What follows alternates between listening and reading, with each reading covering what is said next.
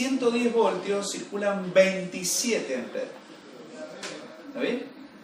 Entonces, si yo a ese transformador se me ocurriera hacer el ensayo de cortocircuito dándolo vuelta, lo que se puede hacer, este dispositivo tendría que regular 27,27 amperes. Y no puede. ¿Se dan cuenta? No puede.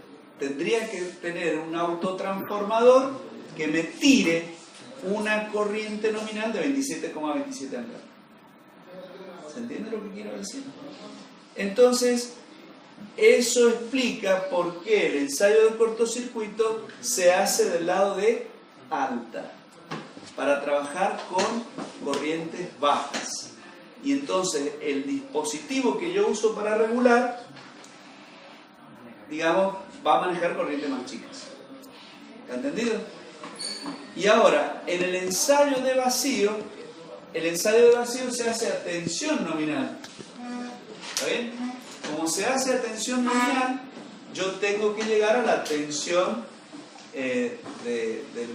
digamos, la tensión del transformador. Entonces, en este caso, si es monofásico, será 220. Pero puede haber un transformador 380. Y entonces, si yo tengo un autotransformador que no me permite llegar hasta, supongamos un transformador 220, 380. ¿Sí? Entonces, ¿de qué lado me conviene hacer el ensayo de vacío? De este lado. ¿Está bien? Y si estamos en el caso del transformador que yo les decía, el ensayo de vacío, me convendría hacerlo del lado 110, porque es más baja la tensión nominal. ¿Se dan cuenta? En el caso nuestro da lo mismo, porque el autotransformador regula hasta 220, en realidad regula hasta 250. Entonces nos da lo mismo hacerlo del lado del primario que hacerlo del lado del secundario. ¿Me entienden? No sé si me estoy metiendo en muchos detalles de ensayo. Una pregunta, ¿cómo el autotransformador puede regular a más tensión de la que entrega la línea? ¿El autotransformador? Claro. Porque tiene más espiras acá. ¿Viste este rulito que hice para arriba? La salida, la entrada se saca de esta cantidad de espiras. En cambio la salida puede regularse hasta más cantidad de espiras. Entonces vos podés sacar más tensión de la que entra. Es un detalle. Que en realidad está bien. Esta mañana, por ejemplo, cuando medimos la tensión del secundario, muchos me dijeron, está midiendo 118, 116 voltios, que es más de los 110. Entonces me preguntaban si eso estaba bien. Claro, está bien porque cuando se lo diseñó, en lugar de hacer 110 vueltas, le dieron 112 o 116. ¿Está bien? Para tener esos 116 voltios. Para que cuando lo pongan en carga y caiga la tensión, te queden los 110. ¿Me entienden? Normalmente los transformadores se hacen así. ¿Está entendido esto? Si ustedes ven que es mucho detalle, me dicen. Porque son detalles lo que les estoy dando. Entonces, ustedes cuando lleguen allá, ya lo van a tener armado el ensayo. No van a tener que pensar en todo esto que yo les estoy diciendo. Porque esto que yo les estoy diciendo es para saber de qué lado se hace el ensayo. Las premisas, repito, porque sé que lo dije al revés. Mi cabeza va quedando lo que voy diciendo. Por eso uno va razonando cuando va diciendo las cosas. Yo hago así. Entonces, sé que les dije mal. Por favor. O lo dije los dos iguales. Creo que los dije a los dos iguales y lo dije mal. El ensayo vacío es a tensión nominal. Y el ensayo de cortocircuito es a corriente nominal. Esas son las premisas. Entonces, como este ensayo es a tensión nominal, conviene hacerlo del lado de baja. Porque yo regulo baja tensión. Y el ensayo del cortocircuito, que se hace a corriente nominal, me conviene hacerlo del lado de alta, porque ahí tengo baja intensidad. Y entonces el aparato que yo utilizo para regular, tiene que regular baja corriente, no grandes corrientes. Que es el ejemplo del caso nuestro. En 55 volt tienen que regular 54 amperes. Es muchísimo. ¿qué aparato te tira 54 amperes? Es muy grande esa corriente. Entonces ahí directamente, ahí está más que claro. Hay que sí o sí hacerlo del lado de arriba. Porque ahí regulás hasta 13 amperes. ¿Se entiende? Entonces el regulador, que es el autotransformador, regula hasta esa corriente. Si no, tengo que comprar o diseñar o fabricar un autotransformador que regule hasta 27 o 54 amperes. Carísimo eso. Pues en vez de 3 kVA tiene que ser de 10 o de 12. Muy caro. ¿Se entiende? Bueno, esas son consideraciones del ensayo. Entonces, con el ensayo de cortocircuito, en estas condiciones, así como lo tienen ustedes, circula la corriente de cortocircuito permanente. Esa corriente de cortocircuito permanente es una corriente destructiva. Cuando yo le aplico la tensión U/1. Cuando yo le aplico la tensión U/1, circula la corriente de cortocircuito permanente. Cuando yo le aplico una tensión reducida a UCC, circula la corriente nominal. Entonces de ahí surge una relación que es interesante, bueno, que es, con U/1 circula la corriente de cortocircuito permanente y con la tensión de cortocircuito, que es una tensión reducida, circula la corriente nominal. ¿Está bien? Entonces fíjense, la corriente de cortocircuito permanente, que es destructiva, me destruiría el transformador, lo rompería, lo quemaría, ¿verdad? Es una corriente que yo no deseo alcanzar en este caso, porque lo rompo el transformador, lo destruyo. Sería un ensayo destructivo. No es la idea.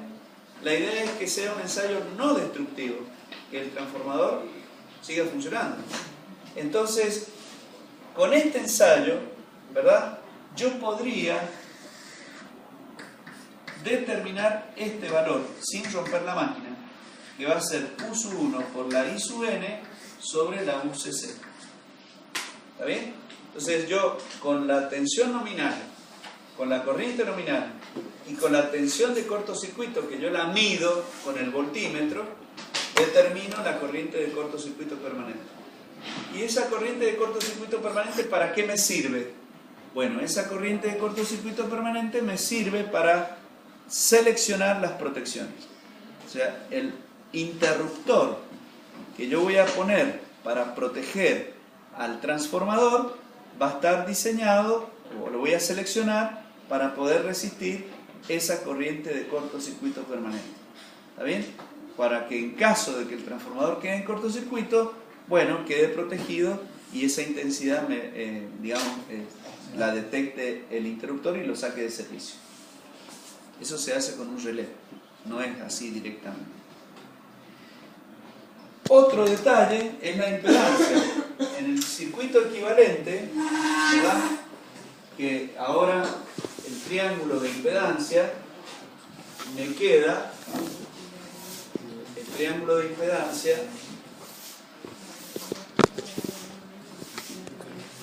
¿cómo me queda? El triángulo de impedancia me queda la XCC acá, la RCC acá y la impedancia ZCC acá. Este ángulo es el phi de cortocircuito. Entonces, de acá se pueden sacar varias conclusiones. El coseno de phi de cortocircuito es cateto adyacente sobre hipotenusa. Entonces puedo calcular la resistencia de cortocircuito. Fíjense, la que usábamos en la regulación. ¿Vieron que yo les dije que se usaba en la regulación? El UR porcentual.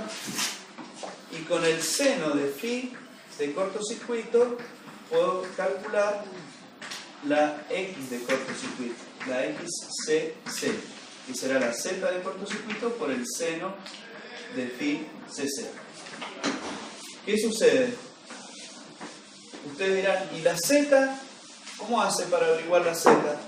Bueno, la impedancia de cortocircuito es la tensión de cortocircuito sobre la corriente nominal, porque es la corriente del ensayo. Ahí la corriente de cortocircuito es la corriente nominal.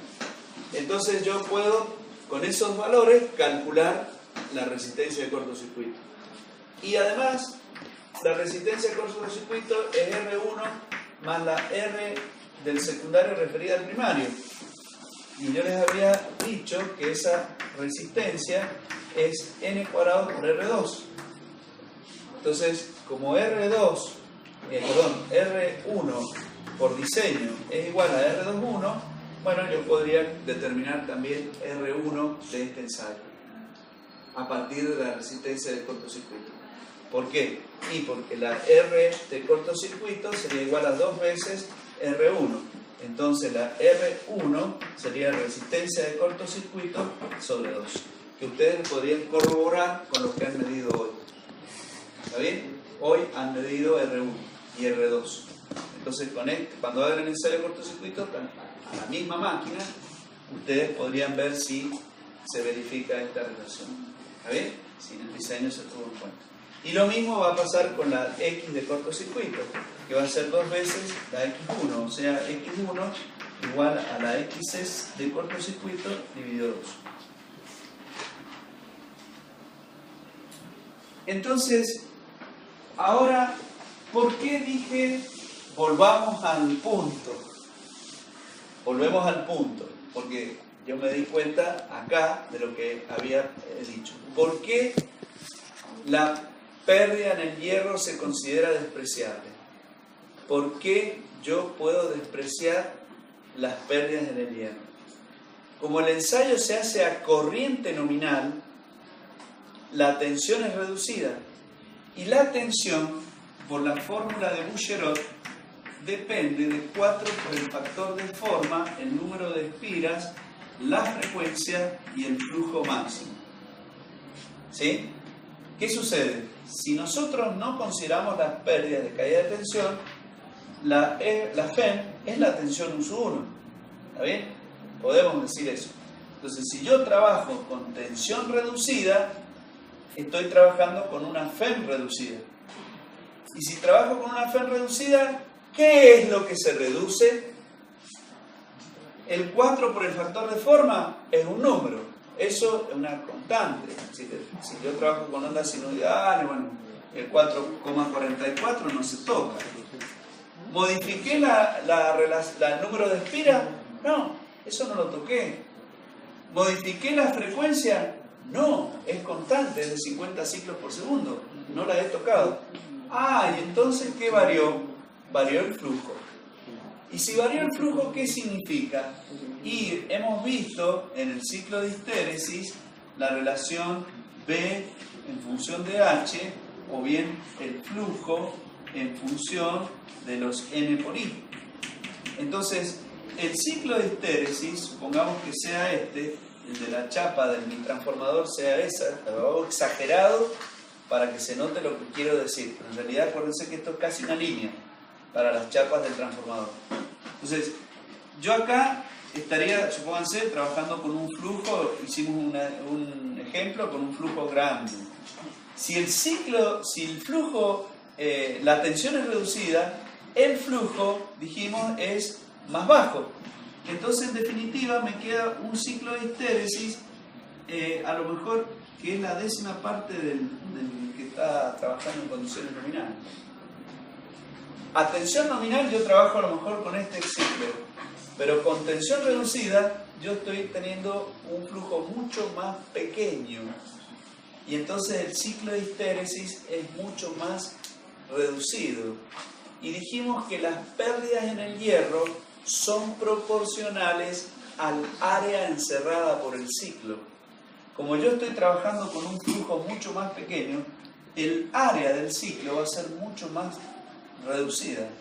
Por lo tanto, las pérdidas en el hierro con toda exactitud se pueden considerar despreciables. ¿Está bien? Es el ciclo de histéresis el que está siendo reducido.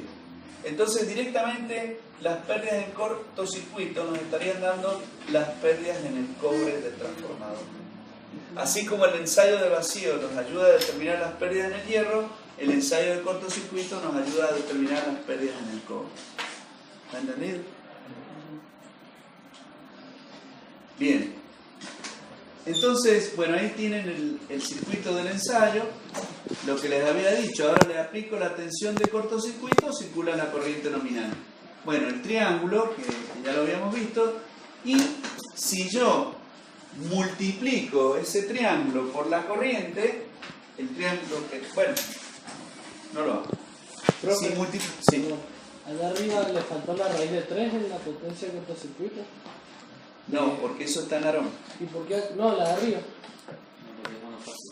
Este era monofásico. Ah, ya está, perdón. Allá tiene corriente de cortocircuito y acá en la fórmula tiene corriente nominal. Es lo mismo. Claro, claro. Porque No, la fórmula pero... acá lo tiene con raíz de 3, por eso no me di cuenta que había variado la corriente. No, pará. Esperen un poquito. Yo acá hice dos circuitos. Lo que pasa es que vos te perdiste ahí. Arriba hice el circuito para el ensayo de un transformador monofásico. Y abajo hice el circuito para el ensayo de un transformador trifásico. En el ensayo del transformador monofásico había un solo batímetro.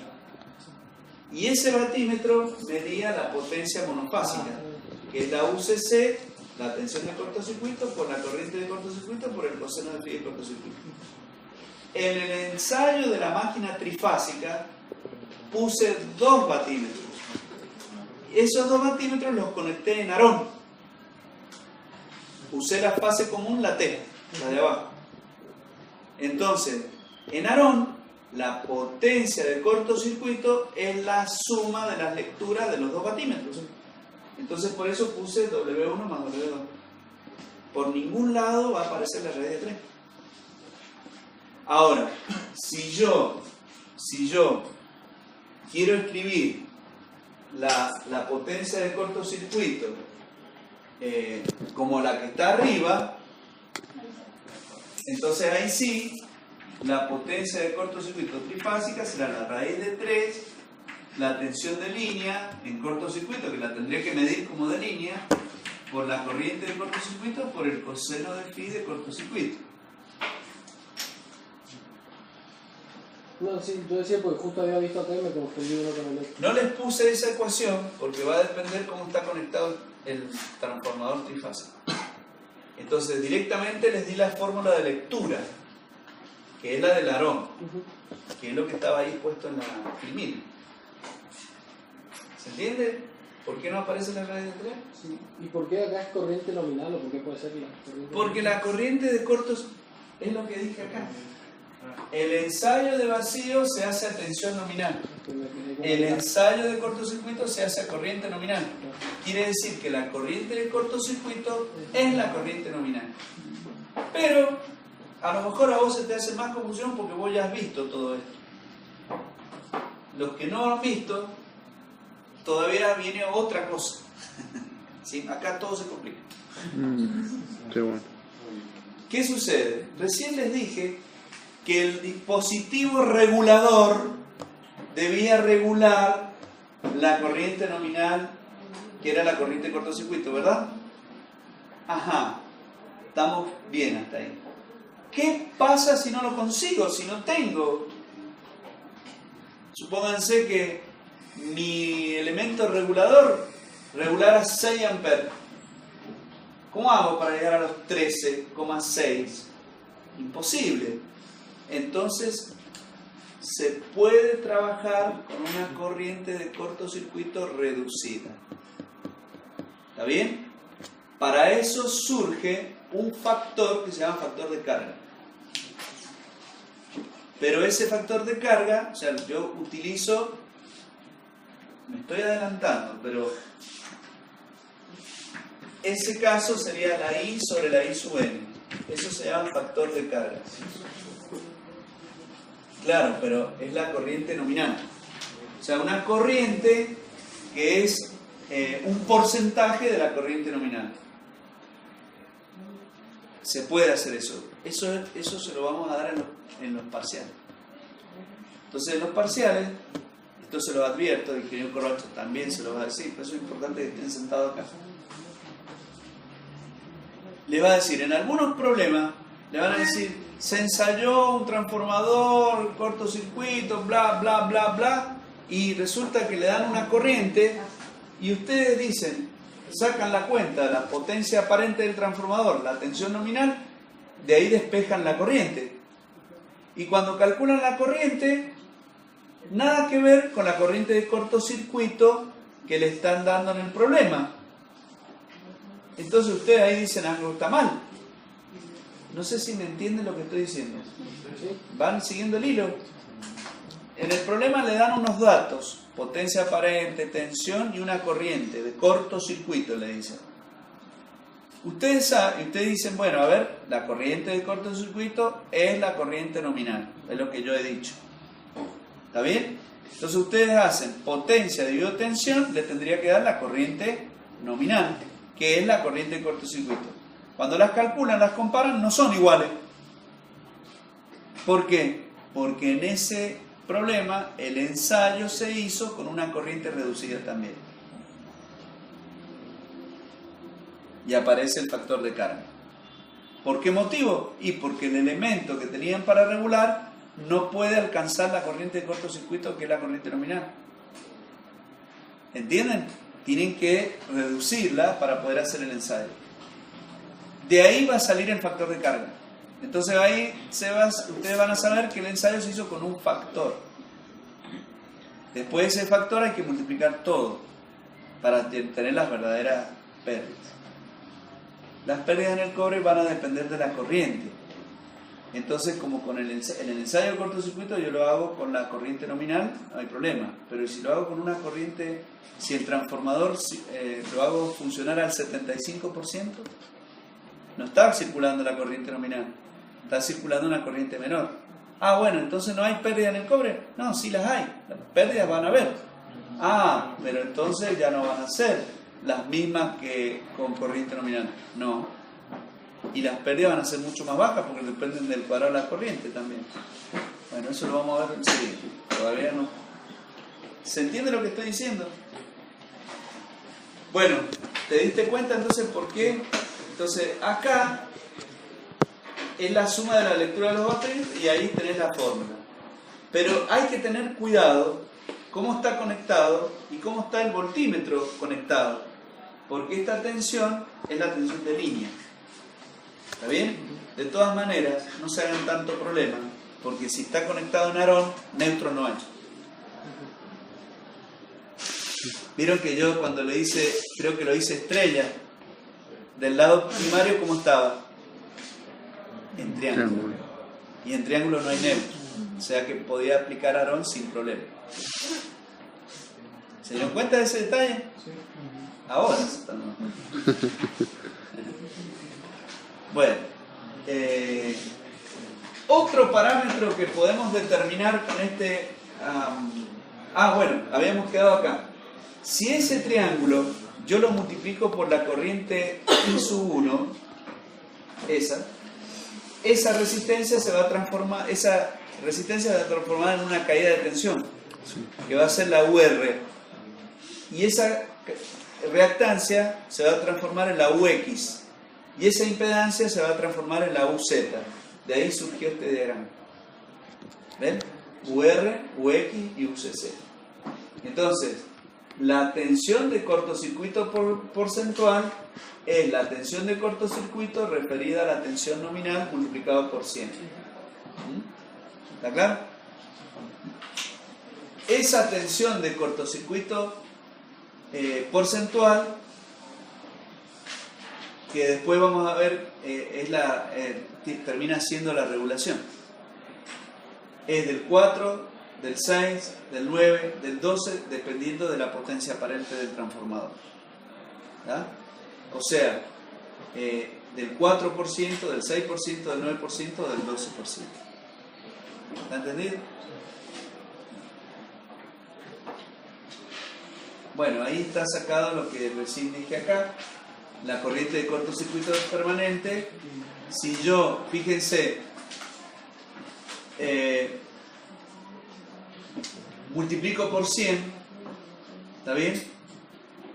Acá, lo reemplazo, es UCC por 100 dividido U sub 1. El U sub 1 va a pasar arriba y el UCC va a quedar abajo. O sea que esta es otra forma de expresar lo mismo. yo sé que no están entendiendo nada. Ustedes son regalones, les gusta que le escriban todo. Bueno, la corriente de cortocircuito permanente la habíamos deducido acá, pero ahí la tenemos, es la UN por la IN nominal sobre la UCC. Y acabamos de definir la UCC porcentual como la tensión de cortocircuito respecto de U1 multiplicado por 100. ¿Sí o no? Bueno, entonces